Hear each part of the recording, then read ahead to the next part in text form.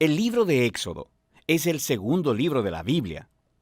Continúa la trama del libro anterior, Génesis, que terminó con el nieto de Abraham, Jacob, guiando a su familia de 70 personas hacia Egipto. El 11º hijo de Jacob, José, había sido ascendido a ser el segundo al mando en Egipto. Él había salvado a toda su familia de una hambruna. Faraón, el rey de Egipto, le ofreció a su familia que vinieran a vivir allá como un refugio seguro. Tiempo después, Jacob muere en Egipto y también José y todos sus hermanos. Pasan alrededor de 400 años y la historia del Éxodo comienza.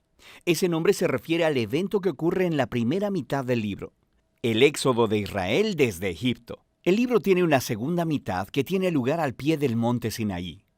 En este video solo enfocaremos la primera mitad, donde siglos han pasado. Israel fue fecundo, se multiplicó y llenó la tierra. Esta frase es un eco intencional de la bendición que Dios le dio a toda la humanidad en el jardín del Edén. Nos recuerda de la gran historia bíblica hasta ahora. La humanidad perdió la bendición de Dios por su pecado y rebelión. Así que Dios escogió a la familia de Abraham como el medio a través del cual restauraría su bendición para todo el mundo. Pero el nuevo faraón no ve a Israel como una bendición. De hecho, él piensa que este grupo creciente de inmigrantes israelitas es una amenaza para su poder. Igual que en Génesis, la humanidad se rebela contra la bendición de Dios.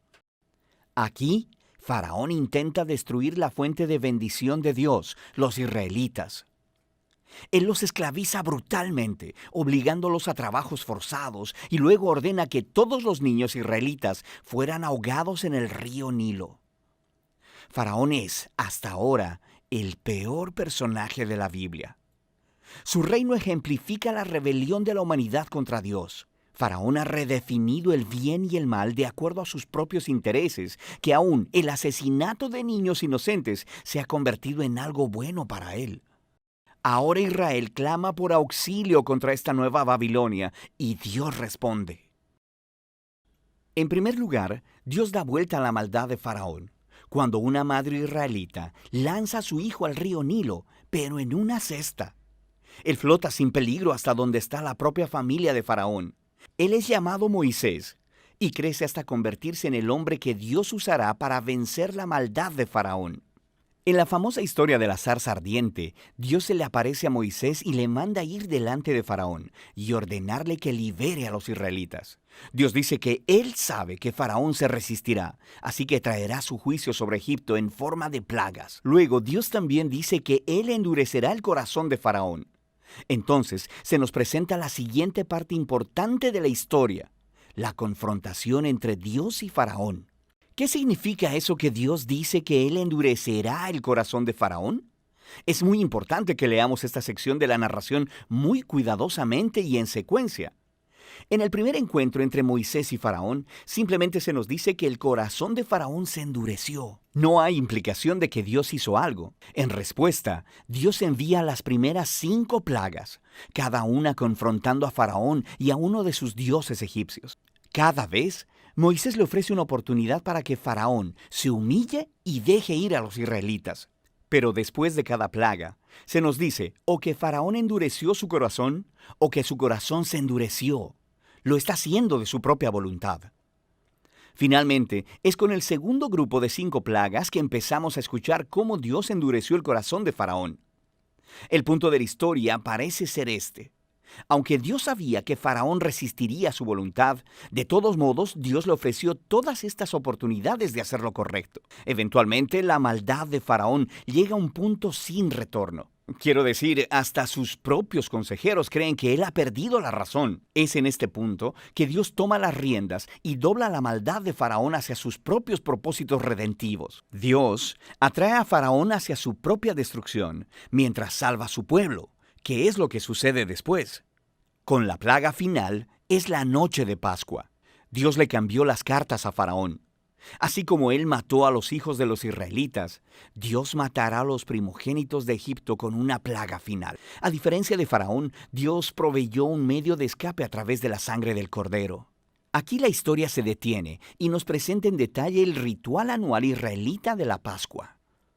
En la noche anterior a la salida de Israel de Egipto, sacrificaron un cordero joven y sin mancha, y pintaron con su sangre los dinteles de las puertas de sus casas. Cuando la plaga divina vino sobre Egipto, las casas cubiertas con la sangre del cordero fueron pasadas por alto, y el hijo primogénito fue librado. Así que cada año después de eso, los israelitas recrean esa noche para recordar y celebrar la justicia y la misericordia de Dios. Pero Faraón, por su orgullo y rebelión, perdió a su propio hijo y es movido por fin a dejar en libertad a los israelitas. Los esclavos israelitas hacen su éxodo desde Egipto, pero en cuanto se fueron, Faraón cambió de opinión. Reunió a su ejército y persiguió a los israelitas para una última confrontación. Mientras los israelitas pasan a través de las aguas sin peligro alguno, Faraón se precipita hacia su propia destrucción. La historia del Éxodo concluye con la primera canción de alabanza en la Biblia. Se llama el Cántico del Mar. La última línea declara que el Señor gobierna como rey. La canción cuenta poéticamente sobre qué trata la historia del reino de Dios. Se trata de cómo Dios está en una misión para confrontar el mal en este mundo y redimir a aquellos que están esclavizados por ese mal. Dios llevará a su pueblo a la tierra prometida, donde su divina presencia vivirá con ellos. Esta historia muestra cómo se ven las cosas cuando Dios es rey sobre su pueblo. Después que los israelitas cantan su canción, la historia da un gran giro. Los israelitas están viajando a través del desierto hacia el monte Sinaí. Tienen hambre, están sedientos y empiezan a criticar a Moisés y a Dios hasta por haberlos rescatado. Ellos dicen que extrañan los buenos tiempos en Egipto. Es una locura.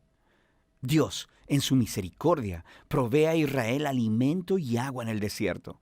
Pero estas historias oscurecen el panorama. Nos comenzamos a preguntar, ¿podría ser que el corazón de Israel sea tan duro como el de Faraón? Ya lo veremos. Por ahora, esa es la primera mitad del libro de Éxodo.